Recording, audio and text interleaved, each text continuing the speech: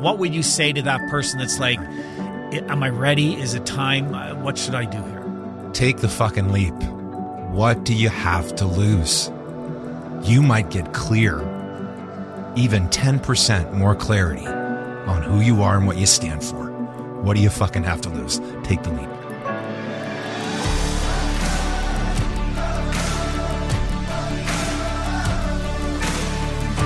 Hi, and welcome to the Living Richly podcast. We are absolutely excited to have you here today. This has been one of those shows that has been in the making for, I think, months and months, maybe, I was going to say years, but the podcast hasn't been around for years. We haven't been around. The podcast hasn't been around. 5 years we have been getting...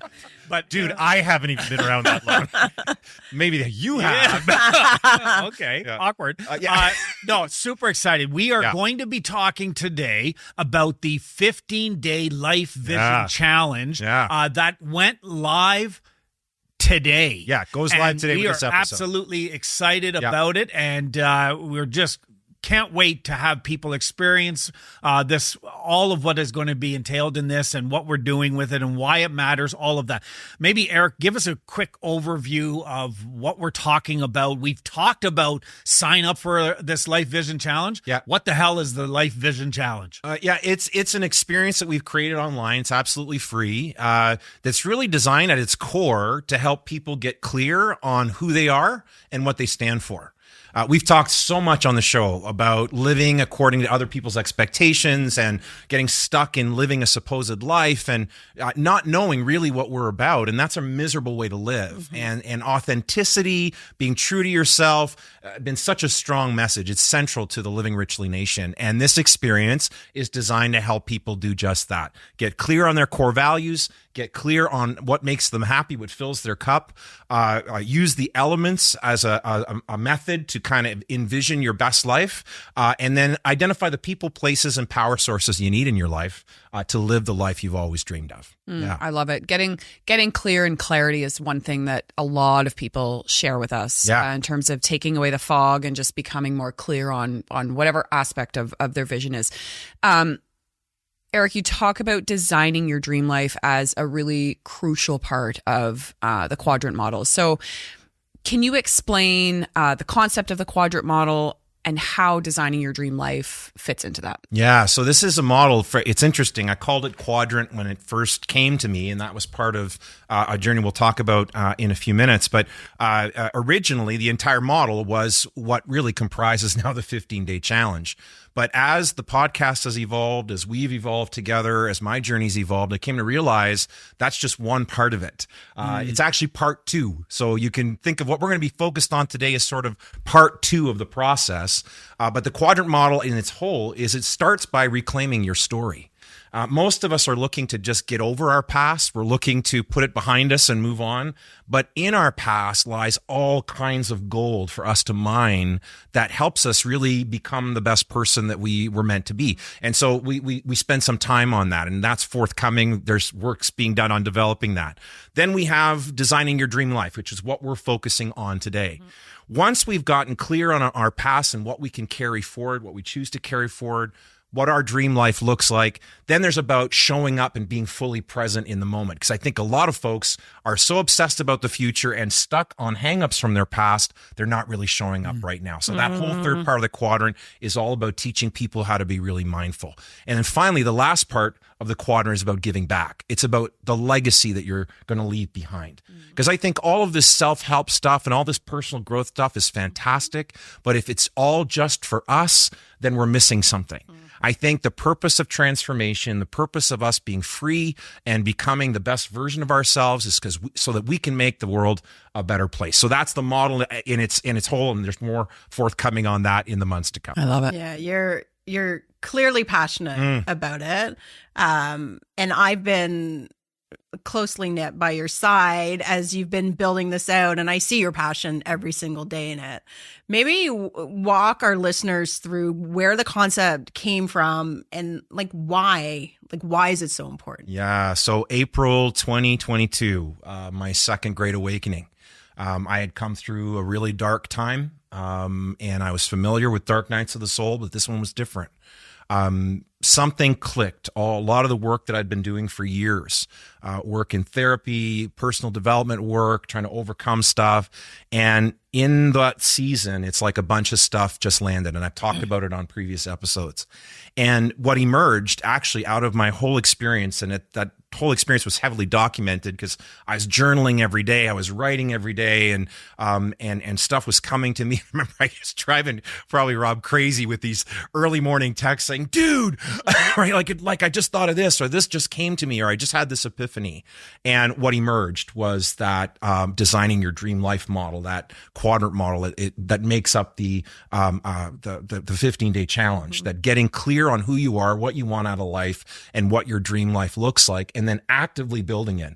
The vast majority of people never even ask themselves the questions that this experience creates. And it's pretty powerful when we start getting really deliberate. Rather than coasting, we're choosing. Rather than drifting, we're deciding. That's what this is all about. And I, just to piggyback on that, because of course, like you said, I was there in those moments. Probably blocking me on your phone. Well, and even we're being very deliberate. No, I was so, again, I so celebrate you and celebrate the journey that you have been on, and count you as, my best friend, my brother, and to be able to watch that awakening happen, and not just firing you up, but firing me up, causing me to, again, we talk about community, you through those messages, and for those listening, like, again, the Eric you see on the show is the Eric you get. 100%. Unfortunately. This is the toned down Eric. Oh, wow. Right? This is the, right? But this is the Eric you get. And I can remember you sending me, you got to listen to this song, and it's, I'm sitting here and I'm weeping right now as I'm listening. Like, that was where you were at, and all of what we do and we talk about here with Living Richly. And in a way, we're interviewing you today. It seems like, they keep asking. We want to do that because you've created this mindset, this model, this whole journey thing that we've been able to jump on and enjoy and make it our own, and start to bring our own contributions to it. But all of this came out of your own. This isn't just some theory that you kind of, hey, this would sound really great, and thanks ChatGPT for helping me. Right? This came out of your life's awakening, and then it came into this. Yeah, the word awakening I use very, very deliberately, because I felt up until that moment, although in my life there's been lots of seasons of joy. I've described it on previous episodes. I was leaking. I couldn't sustain it because I was missing that sense of self, and I wasn't clear about who I was. And so all of this coming together, and then the conversations we were having about what would it mean to live richly, and this all evolved, and ultimately the podcast was birthed out of those conversations that we said something powerful is happening here, something special is happening here, and we don't want to keep it to ourselves. We want to share it. And in sharing it, perhaps attract others who are on a similar journey, who can contribute to it. And lo and behold, these two wonderful people show up and change the show for the better. And we got a serious upgrade when they joined the journey. Yeah, now you're stuck with us. Gladly stuck forever. Yeah. Users listeners tell us that all the time. They say, like, when are you better not just fucking ever leave? do anything. Like, they're there. You guys can go, but You guys can go. They can't go. We're not allowed to go. Wendy and Kate. So embracing core values is one of the key elements of the 15-day challenge. Yeah. Maybe a question for all of us is, how have your personal values really played into living your best life? Who wants to take it? Yeah. Staring at Rob. Okay. Well, so for me, my values are that filter that I can I'm making decisions around something. I'm trying to, they allow me, it's kind of like the way a filter is supposed to work is it allows clearness, right? It allows something to flow through while keeping back all the grit and the impurities. And so for me, that's really what my values have become, is as I've owned them and really kind of defined what they are, is now every decision, every even, should I do this? Shouldn't I do this? Well, what do my values say to that? And it allows me to filter so much. It makes living life so much easier when you can filter, when you have a filter that you can bring things. Yeah, what a great analogy. I refer to my core values as like my internal GPS system. Right. It's like it keeps me on course, right? Mine are courage, curiosity, connection, and compassion. And so I find myself regularly, especially when I'm feeling a little lost or losing my way or making a big decision. What does courage look like in this situation? What does compassion look like? What does connection look like, right? And so it guides my actions and keeps me more on course. Keeps me on course more often. I love it. I'd love to say I'm on course all the time, but it keeps me, it's like my North Star, my GPS system. It brings me back to the core of who I am. I love that. Yeah. And talking about your GPS and I use it as, I say compass sometimes, but it acts as my roadmap. But I'm also the first to admit that I didn't even really know or even think about what my values were until a couple of years ago. I kind of like had them all floating around, but until I actually sat down and did an exercise, and we had used one of our values decks individually, and it was such an eye-opening exercise because it really helped me able to pinpoint exactly what they were, but then tie it into the decisions that I not just think about, but that I make. So I find that it's helped me live in alignment with more authenticity. And I've always been an authentic person, but I feel like I have more clarity around that. So good. I know for me, it's all of those things. And it's also a bit of a gut check when I'm off. Like if something's really upset me, we've talked about this a lot. Okay, so what value is that going against for you? It's going against one of your value. If you're this upset, if you're this pissed off about something, it's going against one of your core values. And when you can figure out what that value is, it kind of helps you dissect what's going on, and it allows you to look at it like, oh, okay, that's what's going on, because I believe so strongly in this, and what's showing up over here is the polar opposite, and I'm allergic to this. I love that you're even using that in using your values in that way, because we talk so much, even in trauma or in feelings, whatever it might, the power of naming what's going on. So when you can name this is happening because it's pushing against this value, by naming it, now I've got the power over it.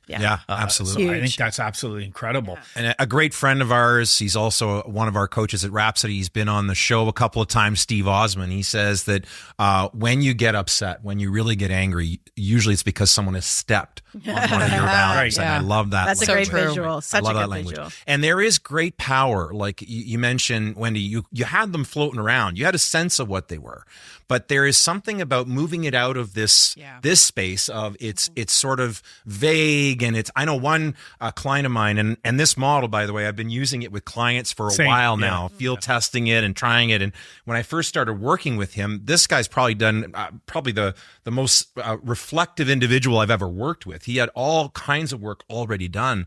And when I asked him about his values, he said, well, yeah, I've got like 25 of them. Right. And I said, well, that's fantastic. You've narrowed it down to that. I said, but it's too many. He says, well, what do you mean by that? Why is 4 or 5 magical? There is something about the power of focus. And when everything matters to the same degree, nothing matters to the same degree. So the importance of narrowing it down, it's not that and that's the tough process, right, of doing this work, is which of these values, what's the language that really represents who I am. It's not easy to do that work, but the power of clarity is you're able to pass, your filter is clear, your roadmap is clear, right? What upsets you, like you have a sense of what really you're all about, and there's so much power in that focus. You are the king of acronyms. You are. Is that what I am? Yeah. I want to be. Never. Yeah. Mind. No. In fact, there's an acronym for king there. That I'll just. Is there kind, intelligent, nefarious, and gregarious? There you go. And nefarious is a little different. No, but we'll get one. And we joke, and I don't know if it's from your old preacher days or what it is, but you certainly, but it is a great way to remember things. And you did create one, and it's part of the challenge. It's one of the days of the challenge. You introduce the whole concept of core values, and you have the acronym CORE. What's yeah. that? Central, observable, relevant, and evolving. When we talk about values, it's so easy for us to have what we call aspirational values. These are things we would like to be, we would like to lean into, but they're actually not part of who we are yet. And in the world of business, if we have a business owner or a group of owners together and they're calling core values something that's aspirational, we always say, like, that's kind of disconnected. If you go to your people and say, one of our core values is the following, and it's not central to your day-to-day decisions, it's not observable in your behaviors, it's not relevant really to what you do on a day-to-day basis, and your understanding of it is not evolving, it's probably aspirational, right? It's probably not core to who you are. So, again, that centrality of a value is that it guides everything. People who know you well can say, yeah, I observe that in you. I can see that in the way that you conduct your life. And it's the last two for me, though, that are really, really powerful as well, is this notion of relevant. That because you had a value 10 years ago, 5 years ago, those shift over time based on what you're experiencing and how you're evolving. So revisiting them to say, is this still relevant to me? Is this still important to me to the same degree as before is really, really important. And evolving sounds similar, but no, is my understanding of my values deepening over time? Am I coming to know, for example, Eric, what does courage mean to you? Like, what does it mean to me now? What does compassion mean to me now? Well, I can, my understanding of that is evolving over time. It's deepening. Well, and I think it, to tie into that, because I remember when I first saw this acronym and you walked me through this part of the model, I thought of my value of community. And does community pass, which, this the sniff test, right? Does it pass the sniff test? Does it pass the core test? Is that, and I was able to look and go, yeah, exactly. I could see how each of this fit. How I see community today is different than I did 10 years ago. The community that I'm connected to today is different than the community I was connected to 10 years ago. Right. And that's okay because it's evolving, because the community that I'm connecting to, my need in community is a deeper need than what I understood it to be 10 years ago, or whatever time that. Right. So I love being able to use something like CORE to be able to test out, are these values the real relevant values for me? And it's been amazing, actually. The folks that were part of our beta test for the 15-day challenge, some of the feedback was incredible. Some of it was, my husband and I did the values deck exercise about a year ago, and we identified our values. But as they were working through the beta test together, the 15-day challenge experience on the core values piece, he came to realize that some of the values he had chosen were not truly his, but they're what he thought people would want him to pick. He thought, this is what I should choose, only to realize, no, these are not actually true to my core. They're true to somebody else's. So he worked on redefining those. We had several participants who came to identify core values and say, this has been true of my story so far. I don't think these values serve me very well. And I need to perhaps embrace some new ones because they're actually keeping me stuck in a certain place in my life. And finally, we had Don Lachance, who's been on the show here. He's talked openly about this. Our grief our grief specialist and recovery specialist. He was going through the challenge, and he emailed me one day, or he messaged me one day, and he was apologizing. Said, Eric, I'm so sorry. I've been absent from the beta test. He says, but I found myself really, really moved by some of the questions, and he was really moved by the core piece. And he says, I've been spending a lot of time really reflecting on that, and I promise I'll get back to the challenge as soon as possible. To which my response was, oh, Don, like my brother, you haven't been absent at all. It sounds like you've just gotten very present to what really, really matters for you, and you're getting a level of clarity you've never had. And I think what's important to note there is, like, we call it the 15-day challenge. It doesn't mean it has to happen in 15 exactly. days, That's right? so good. Yeah. And I think, and clarifying that with Don and him coming back, like, if you're taking 3 days and it's sinking in and you're really doing some profound work, amazing. Do the work. Make it the 18-day challenge. 21 day. Yeah. I almost see it like it's actually 15 crafted, reflective exercises. Takes about 30 minutes a day. Some may take longer, again, depending on the depth you want to go in. But you'll watch a short video. You'll do a little bit of reading. And most of it is spent answering some reflection questions that we've curated for you to really help you go deep. So to your point, 15 days, is it 15 sessions? Is it 15 moments? It's really designed for people to take their time if they want to. If they want to go through it, kind of do a first pass and come back, it's been designed, you can do it whichever way makes most sense to you. Yeah, I think my favorite part of seeing the early beta testers of this challenge and what they've experienced is permission for people to do it. Like, not everybody's going to do it the same way, meaning in terms of they might spend more time on one day than another. Like Dawn was a great example of, maybe it'll take longer than 15 days, but hearing people's revelations and journeys and almost giving themselves permission that it's okay it doesn't have to be followed. Here's the outline, but this is how your journey is going to evolve, and it's different for everyone. And I love that people have shared that. One thing people have said, though, is that it's hard work. Yeah. It's hard work, right? It's about kind of turning your mind off with all of the distractions and getting really present with what's important to you to be able to answer this. So while early beta testers of the challenge have said that the core value work is hard work, it's not easy work, but it's transformational. But again, it's still not easy. Yeah. So what would you say to that? Well, I would say that perfection is never the goal. Progress is. And I said to some of those early beta testers when they were giving us that feedback, what if you only got 10%, 20% clearer on who you are and what you stand for? Yeah. What would that be worth to you? How transformational would it be for you to just get that much more clarity? Yeah.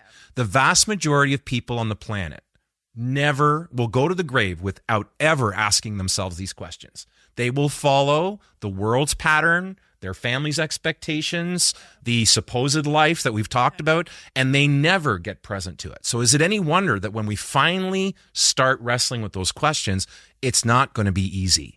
But it is totally worth it. I think you missed the mark. I see all kinds of people online that promise the easy button. Just do these 3 steps and your life will be transformed. I mean, dude, like, you couldn't have had like 15-day steps to easy transformation. Right? Right. I mean, no, I jest because I jest. Listen, I jest.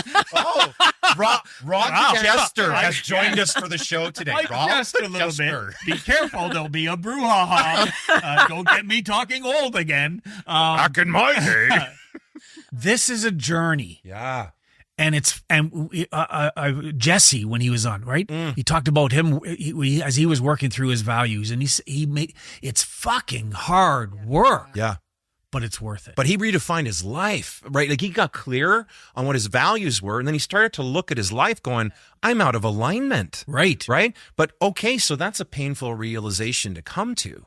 But think of the ability to say, and yet I now have the power to choose. I now have the power to align my life to who I am and what I stand for, as opposed to just living according to the shoulds, musts, and have tos. Yeah. And I think what's been really cool watching the sort of beta group is, while you're doing these exercises alone, there was a community set up for people to connect. Yes. And so what you were hearing was everyone sharing their stories around, oh, this part was hard, and like, oh, did you find this? And so building that is also building while you're doing it, because it is an individual exercise, to be able to then connect with other people who are doing the same challenge and ask questions. And so that community came together and too. The beauty of, even as we, again, let me remind you, those of you listening, this is free. Yeah. Free. Right. Like that's the part when you think about, when you start talking about not just the amount of stuff that's a part of this. Yeah. And you go back, love that you brought up the community and because that community, why we've been pushing the Facebook group, the Living Richly Nation, is because that community is already there for everyone who jumps in and does this challenge. That community will continue to be there to help support, to help work through. and people I'm struggling with this, and there'll be 10 people that raise their hand and say, yeah, I remember going through that. People that are now have done the work that others are maybe just beginning to do. Yeah. You know what I love most about the community is the feeling of trust that people have in there now to be able to share, and just that feeling of inclusivity. Yeah, absolutely. That, you can just see people connecting with each other, people that don't even know each other that have now found themselves on similar journeys. Yeah, in a similar community, right? The one other thing I would say to those that are finding the work hard and will find the work hard as you jump into it, and not all of it is hard, but some days are tougher than others because of the nature of the questions that you're wrestling with, is remember that it's all about radical self-acceptance, right? I remember in the early days of the podcast, we were sharing sort of these concepts that have evolved to become what they are today. And then we went, wait a second, we missed something. The starting point is self-acceptance, self-compassion, to be kind to yourself. You're not behind. If you don't do a day's exercise, you're not behind. You're exactly where you need to be. Even if you fall several days behind, or maybe you only come back to it once a week, the point is you're carving out time and space to ask yourself some of the most important questions you will ever ask yourself so that you can start designing the life you've always dreamed of. One of our favorite episodes was when we had Kelly Flanagan on, and the book Lovable had so impacted. He's confirmed we're having him back. We are in the conversations with him right now, and yes, we'll have him back on in the next few months. But that notion again that everything else, you miss the mark on everything else if you don't start with loving yourself, right? And the notion of lovable, that whole idea of that internal. That radical self-acceptance is the starting point of everything else. All right, so let me shift gears a little bit. We've got our acronym, we've got our core. I'm now walking around giving acronyms to everything in life and everything that I'm doing. That really wasn't the point. See, I always miss it. I'm always right there, and then I miss it. I thought living my best life was the king coming has up with spoken. acronyms. It's not really about that. So I've got my core values. I'm starting to use them as my filter. Yeah. I'm figuring that stuff out. The next step in the 15 days is to now figure out the happiness inventory and the energy drainers. They kind of go hand in hand. Talk a little bit about that. Yeah, it's really ultimately about figuring out when you think of the things that really fill your cup and make you happy, what are those? And those are the people, the places, and the pursuits that you involve yourself in, right? So the activities, the environments, and the relationships that you have. It's to start, we spend a whole day focusing on what we call your happiness inventory. Who are the people, places, and pursuits that you engage in that when you do them, you feel energized. They bring you joy. They make you happy. Very few people ever get clear on that stuff, right? And the exercise of doing it and looking, we do this very deliberately. Look at your personal life. What are all the things that make you happy in your personal life? What are all the things that make you happy professionally? Yeah. And some might say, well, why do you do the professional thing? You spend 40 hours a week on the job. We spend more time at work, or more. Yeah. We better get clear on what makes us happy at work and learn how to turn that up as well. Energy drains is the exact opposite. You'll spend another day thinking about what are the things that actually drain you. And the purpose is ultimately to look at those lists. And what was obvious for me when I did this became obvious for me back in April, May 2022, when I was working through this stuff, is that there were some themes that emerged that were really, really clear. For me, my living richly themes are living well, creating moments and experiences and doing the best I can to squeeze every bit out of life that I possibly can. Loving well, my relationships, the people closest to me, my kids, my friends. How we kind of looked over. Loving well really matters to me, and I could see that through the work that I did, that my relationships are really important to me. Being well, which is has everything to do. This is actually where we're going to talk about this in a moment, where the elements showed up. What does being well look like for me? We're going to talk about that in a second. But being my best self when it comes to my mind, my heart, my spirit, my body, and then finally, what were the what are the rituals that you needed to have in place, right? To really follow through on this. So that all came out of that journey. Serving well was my final living richly theme. I got a little distracted there. So living well, loving well, being well, and serving well. When I'm giving back and making a difference, I really feel alive. So now what I realize is when I'm starting to feel like I'm in a funk or I'm not feeling the way that I want to be feeling, it's not about being happy all the time, because that's not realistic. But I can just look at my themes and say, which one am I neglecting? And where do I need to lean into? And if it's loving well or living well, I can go there and say, well, what are all the things I listed under that? What if I just went out today and went for a paddleboard on the river? A little cold still, but right? You have a resource to turn to say, how do I actually self-regulate, and how do I turn up the volume on the things that make me happy, and how do I dial down the noise on the things that steal my joy? I love that, and that's that analogy is so simple for people to understand. I find sometimes with things like this, people get overwhelmed because they find it's too complicated. Right. Yeah. And I love that just this is broken down so clean and simple that it's just easy for people to understand. And the adjusting the volume analogy is a great analogy for right away. When you say that, I was like, oh, I know what I need to turn the volume. Oh, I go like this. Down. Yeah, turn that down. But adjusting the volume in our lives can be tough, really tough, when we've got everything going on, all the things for all the people that want all the things from us every day, as well as all the distractions. So if we kind of have an open discussion around the four of us, what are some strategies that each of us can recommend or come up with for dialing down the noise on some of those depleters that will then allow us to make more room to fill our cup with the things that we love? I think it's like, I'm just going to jump in. I think it's if you start observing, like I think the number one thing is writing it down, right, is great, but then observe how you feel when one of those things is happening. Yeah. So if there's a situation that really turns your volume down, let's say, right, there's something happening and you're not happy, is not a good place for your body feels, observe it. Don't judge it, just observe it and get present to how you're feeling in that moment.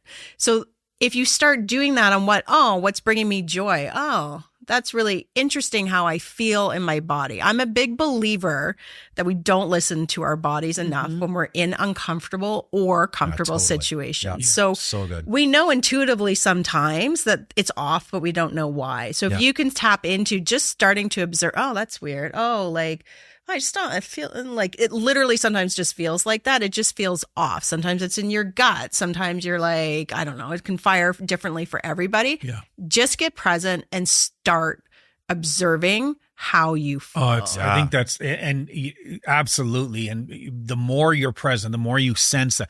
I think the other thing I would say along those lines is it's, again, I've said this a few times, it's a journey. Yeah. But it's so important for us to keep that in mind. Yeah. First time I did this exercise, I come up with, and there's the 10 things that I need to dial down. They're all energy drains. Well, if I go out tomorrow and just say, I'm cutting those 10 things off, right? Wouldn't that be great? It's wonderful, but then you're dealing with a whole bunch of other energy drainers. Right. And like getting fired from your job. Exactly, right?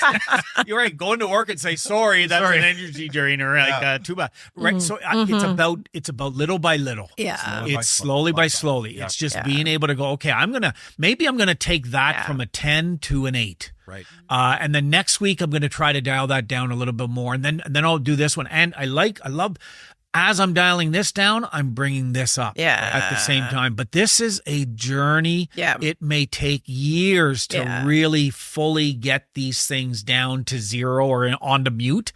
And they may sometimes still pop up, right? Sure. But giving yourself permission to just go, I'm just going to do this.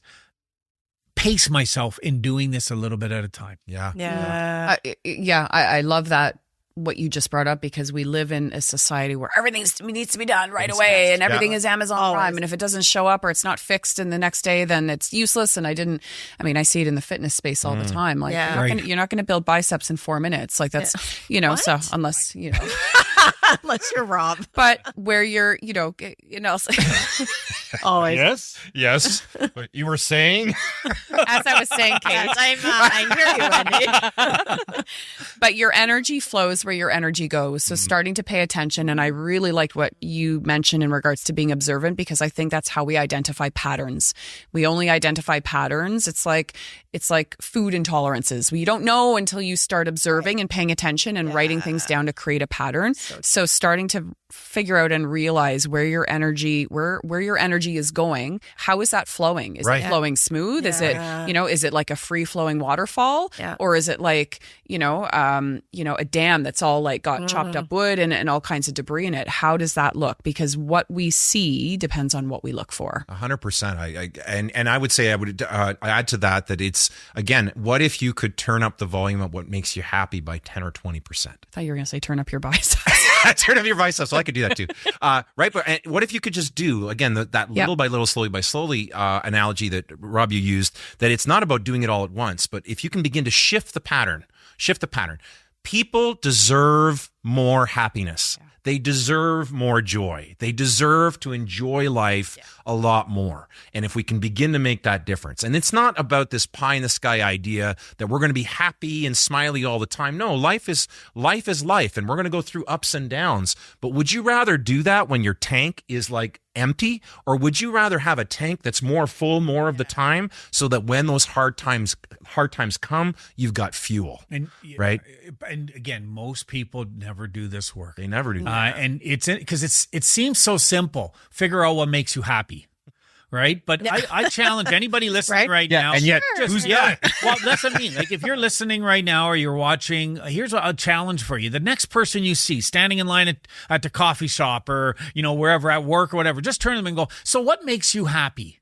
And watch how probably 90 to 95% of people, chocolate, my dog, right? Like my dog. My dog. Well, hey, Probably a top 5 answer for sure is my dog. If it's I not, think we get those people out of your right. life. That's right. They're not dog lovers. Sorry, folks. You can't. No, you can't take the challenge if you're not a dog lover. It's okay. But it'll cost you. It'll cost free. you. It's not free for you. Yeah, there's a premium. You pay a non-pet premium.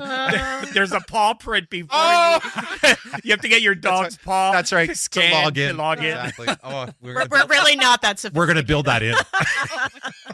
We are way off topic. We are. We need a host. We are. So thanks, Kate. I'm gonna step in.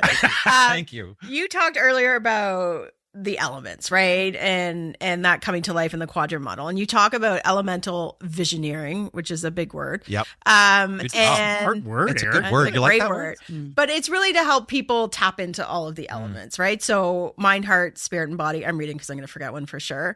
But like, how can people begin to kind of use that framework or that thinking to sort of map out the vision for where they're going, their life? Yeah, I think it's a powerful concept. Again, this isn't something I learned from anybody. It's something that emerged from my journey. That part of that journey was I was inspired to research the elements, the 4 elements of nature, water, fire, wind, and earth, as elements or as symbols. Water stands for your mind, the quality of your mind, right? Fire, the quality of your heart. Wind stands for spirit throughout time, and earth has always been related to body. And elemental visioneering, that word is chosen very carefully. Visioneering is not a term I came up with. It was a term came up by a guy by the name of Andy Stanley, came up with decades ago. And it was the idea of creating a vision, then engineering your life to fit, right? So it's visioneering. It combines those two concepts of both envisioning it and then building it. Elemental obviously speaks to the 4 elements, but it really comes down to when you, the 15-day challenge, you'll spend a day on each element, right? Reflecting on, for example, your mind. When you think of your mind at its best, what does that look like? What does your thought life look like? What does your mental discipline look like, right? What is your self-talk, right? How are you learning? How are you growing in that respect? So when you think of each element, your heart at its best, right? Your heart is fire, but it's your emotions. What's your emotional life? I don't know if anybody here has ever gotten in trouble with their emotions going the wrong way on you. I don't know. But when you think of like one of the questions is, what 3 emotions would you like to experience more on a regular basis? Right? Like, to start envisioning again, what about your relationships? Heart also speaks, or fire also speaks of your relationships. What do those look like when they're at their best? Your passions. So many people lack passion. I'm real passionate about this, you could tell, but a lot of folks lack passion. They have no enthusiasm about life. What are the things that you could get excited about? What does your heart at its best look like? Your spirit. Spirituality, I get that's a loaded one. It can mean different things to different people, but it's about, to me, simply put, right across the board, whether it's religion, whether it's a philosophy, whether it's nature, is you're connecting with something bigger than yourself.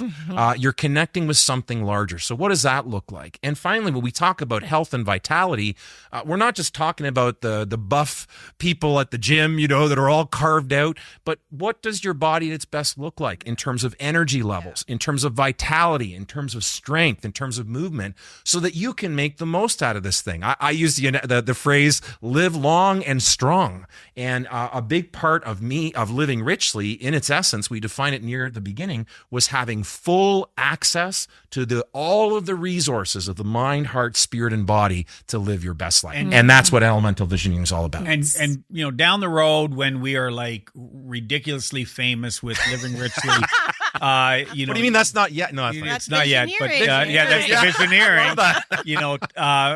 For listeners who maybe haven't had the opportunity to listen to the early episodes, you'll start to see some of them maybe wondered, well, what's with the logo? Right. And even the colors that we use each week, represent each the 4 color elements. represents the 4 elements, and they shift. Some of you are going to start paying attention on the YouTube channel. You'll see the colors of the covers of every YouTube episode change to emphasize the different elements. That's how serious we are and how much we've embraced this at the heart of what Living Richly is about are these 4 elements. In the challenge, we go into now taking all of that, and there's this moment where you challenge people to create a personal manifesto. I just got chills when you said it out loud.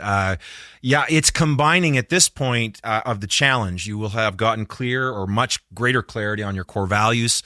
You will have done the work of creating at least the first draft of your happiness inventory, your energy drain list. You will have taken a stab at what does my mind at its best, heart at its best, spirit at its best, body at its best look like. And then you're going to combine all of that through a guided exercise to create a declaration of what your best life looks like. We make declarations about all kinds of things. We even make oaths about all kinds of things, and oftentimes they're not very positive. Some people listening, I know I did it for years. The declarations over my life was that, I was a freak and I was unlovable, and that people, if they got to know me, they would leave me, right? And those are just some of them that literally ran my life and ruined my life for a really long time. This is an opportunity for people now to make a declaration to themselves and to the universe about the kind of person they want to be, the kind of person they are, and the kind of person they are becoming. So it's not about fancy language. It's don't worry about the grammar. But make a declaration. Start to say, this is what I envision for my life. That's what the manifesto is all about. Oh, I love that. And I think declaring that and having the right people in your circle to be able to support that is key. And when we talk about building our support system, which we touched on a little bit earlier, might be different. In fact, it should be different than it was 10 years ago. Right. Doesn't mean you need to ditch everybody in your life from 10 years ago, but as you grow and evolve. Rob, I've been meaning to have a conversation. Done. That was easy. But building a supportive ecosystem, I think all of us can agree is truly essential for any kind of growth, and kind of getting out of our minds of having to soldier on alone, having the right people.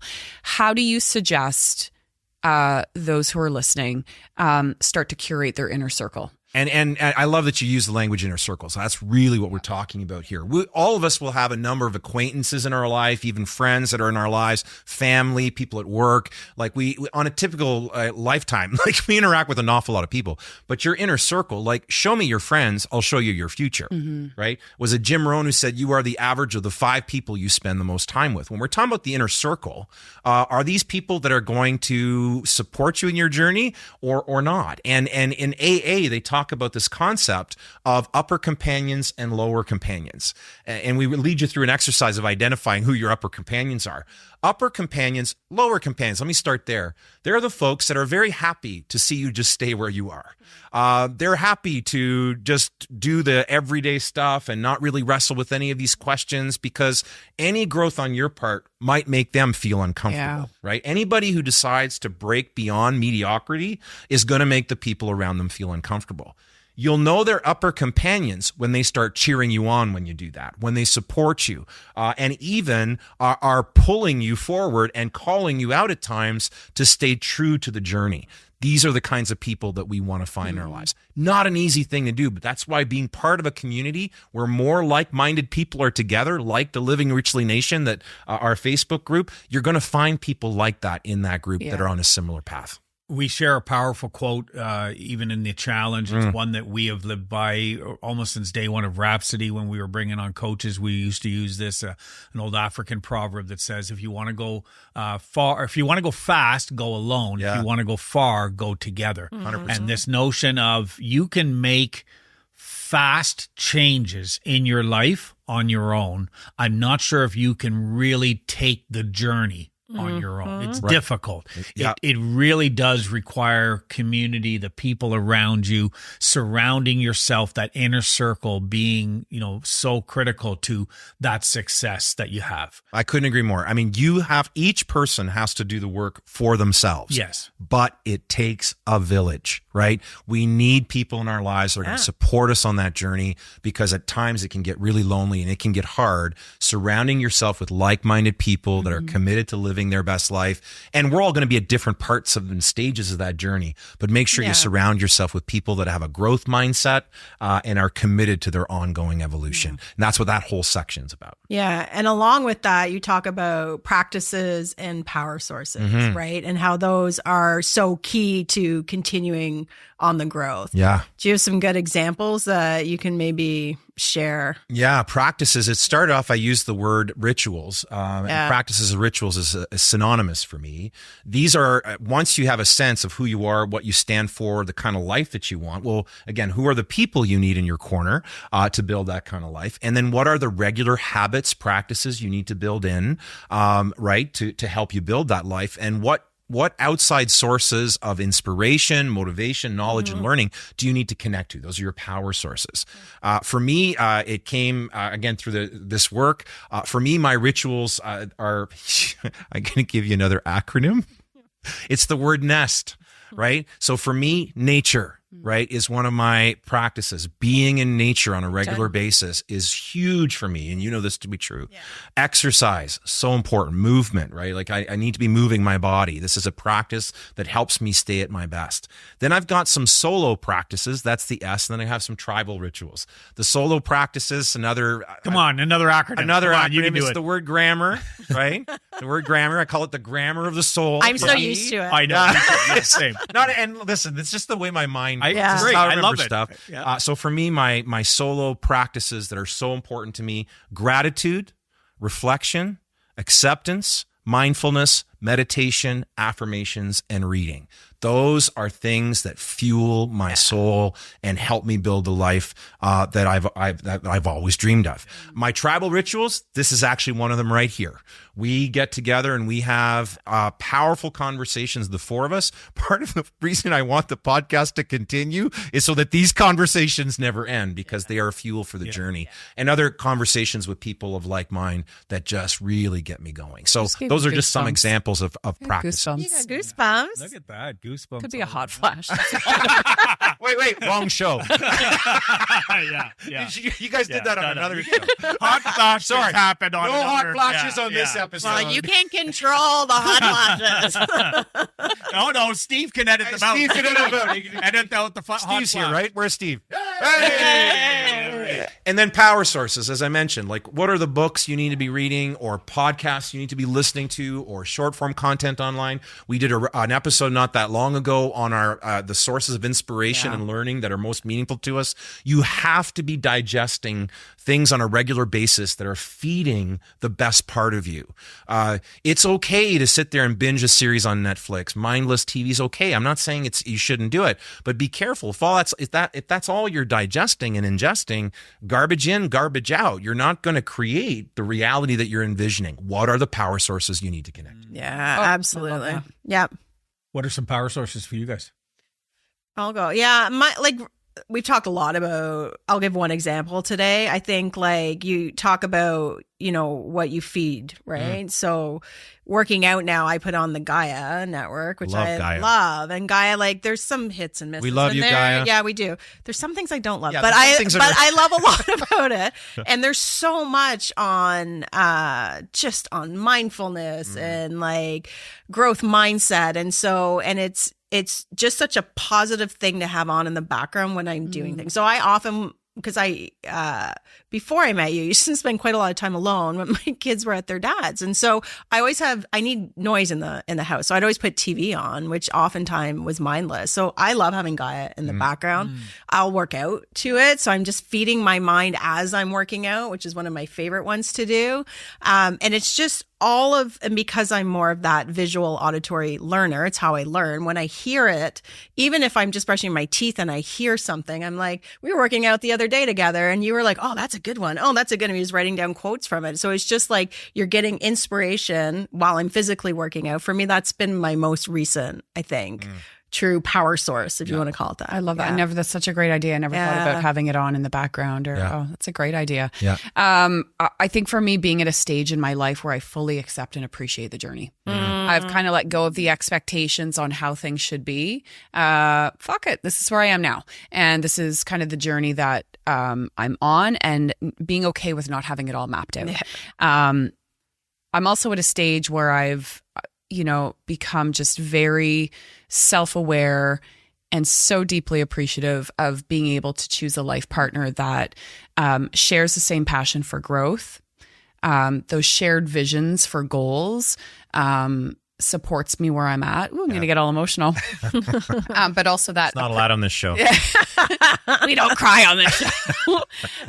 But that appreciation and that communication, that's been able to help me break down and chip away at the layers and layers and layers of walls that I've built up around myself over the years. I love and just being comfortable letting those start to disintegrate. Love that. It is special to be able to take that journey with someone. Yes. And we're all very lucky to have that. And we recognize that not everybody does have that, and they wrestle through that and work through that. But to be so grateful, it's, we're launching a 15-day challenge today, and then 35 days after today, we get married.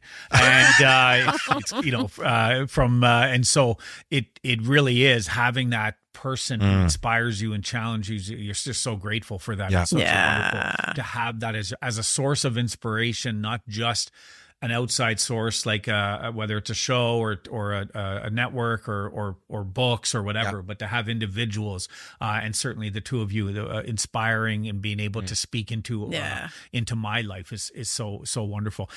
We need to wrap this up. We could probably go on for quite a while, but I don't know if YouTube has a limit in the space they can hold an episode. But maybe just kind of a bit off chart from what would you say? Speak to someone who's thinking about signing up, not sure. They're kind of at a place where like, is this for me? Is this, maybe just that word of encouragement, speak to them directly to encourage them. Or what would you say to that person that's like, am I ready? Is it time? What should I do here? Take the fucking leap. What do you have to lose? You might get clear, even 10% more clarity on who you are and what you stand for. What do you fucking have to lose? Take the leap. Goosebumps all around. Wow. Listen, we have the website's live. The links are all there. They're ready to go. I want to encourage you, if you're, maybe you've been hearing us talking about it, or maybe for the very first time, maybe you're that person who this episode was introduced to you by somebody else. Check it out. Go to our website. livingrichley.me is going to be the easiest and simplest way to find the 15-day challenge. There'll be a link. It'll be impossible to miss the button that you can be able to click on there. Go on Facebook. We've got our group there, the Living Richly Nation, that you can find. You can connect in there. You can chat with people that have gone through the challenge. We are I think next to when we launched this podcast and how excited we were in that moment, this is as an exciting a moment and a significant day in the journey of living richly. And so we want you to be a part of it. So we want to encourage you to go and check that out. On behalf of everyone here, I just want to say thank you so much for taking the time to listen in, to hear our passion and our excitement on this. You are part of this with us. We are a community together, and we so appreciate each and every one of you. So just encourage you until next time to get out there and live your best life.